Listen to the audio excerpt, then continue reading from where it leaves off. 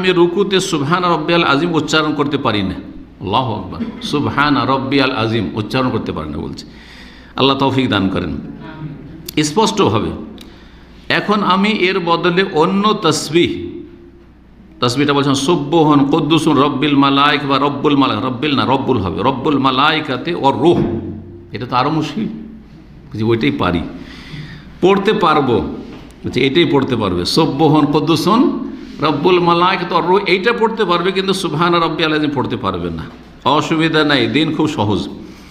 তো বলছেন যে তো আর হানাফি ইমাম অনেক তাড়াতাড়ি রুকু করে, 3 বার বলতে পারি না, মানে সুবহান কুদ্দুস রব্বুল মালাইকাতি ওয়ার রূহ 3 বার পড়তে মুক্তাদি এই ভাই পারছে না। যদি 2 বার মাত্র ওই তাসবিহ পড়ি তাহলে কি রুকু হবে? 2 বার না, শুধু 1 বার পড়লে হয়ে যাবে।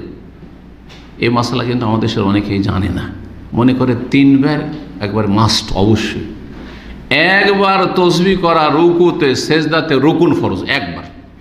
3 বার সর্বনিম্ন উত্তম সুন্নাত, সর্বনিম্ন উত্তম বললাম।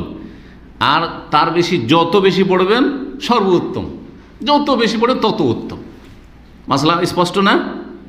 তাহলে 3 বার যেটা বলা হয় সেটা হচ্ছে নিম্ন মানের উত্তম। আপনি সর্বনিম্ন উত্তম কাজটা, ভালো কাজটাই করলেন, কিন্তু ফরজ আদায় কিসে হয়ে যাবে? সুবহান রব্বিয়াল আযীম, সুবহান রব্বিয়াল আলা, বা সুবহান কুদ্দুসুন রব্বুল মালাইকাতি ওয়ার রূহ, সুবহানাকা আল্লাহুম্মা রব্বানা ওয়া বিহামদিকা আল্লাহুম্মা আগফিরলি। এখানে আরেকটি মাসলা বলে দিই, কারণ এই প্রশ্নগুলো আবার আরেকদিন আরেকভাবে আসবে।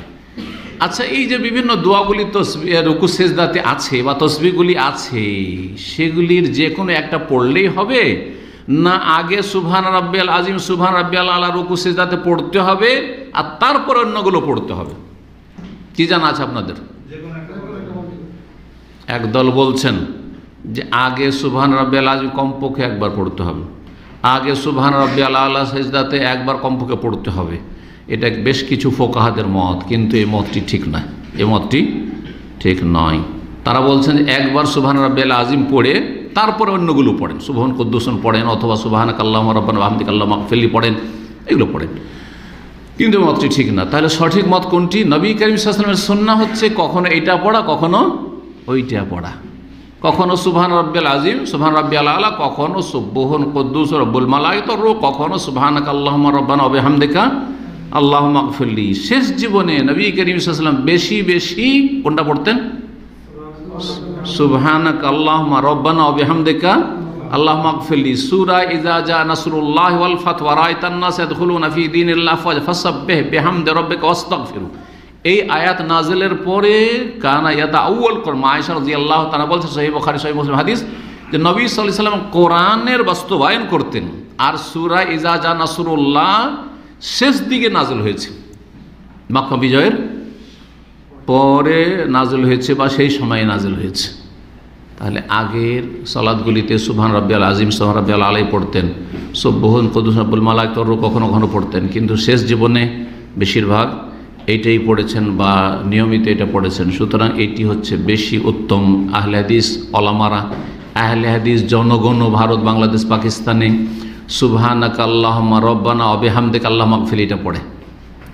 ছোটোকালে প্রথম যখন আমাকে সালাতের তালিম দেয় আমার ওস্তাদ, আমার আব্বা রাহমাতুল্লাহি আলাইহি, রাহিমাহুল্লাহ তাআলা, আল্লাহ রহম করে, আল্লাহ জান্নাতুল ফিরদাউস উচ্চ স্থান দান করেন, তাদের সাথে আমাদেরকে একত্রিত করেন। তা আমাকে কিন্তু সুবহান রাব্বিয়াল আযীম, সুবহান রাব্বিয়াল আলা শিখাননি, ভালো করে বলছি আপনাদেরকে। কি শিখিয়েছেন? কারণ উনি যে আমলটা প্রচলিত ছিল সেটা শিখেছেন, কি? সুবহানাকা আল্লাহুম্মা রব্বানা ওয়া বিহামদিকা আল্লাহুম্মা আগফিরলি। আর তারপরে পড়ে যখন হাদিস পড়লাম, দুয়ার বইগুলি পড়লাম, তখন এগুলো মুখস্থ করলাম। তারপরে যখন বেশি জানলাম, তখন কখনো এটা আমল করি, কখনো এটা আমল করি, কখনো এটা আমল করি।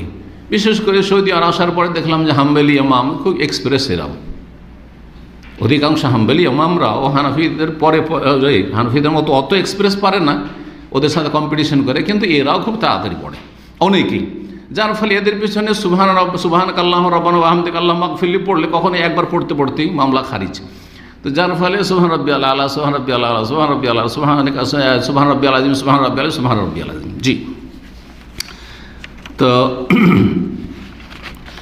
এই ছিল উত্তর হয়ে গেছে আশা করি। একবার পড়া যথেষ্ট ইনশাআল্লাহ, কিন্তু চেষ্টা করবেন বেশি পড়ার এবং ইমামকে একটু পরামর্শ দিবেন ইমামকে সালাম দোয়া করে তাকে পরামর্শ দেবেন যে ইমাম সাহেব যদি একটু লম্বা করেন তাহলে আমরা একটু তসবিহ দোয়াগুলি একটু বেশি ভালো করে পড়তে পারি।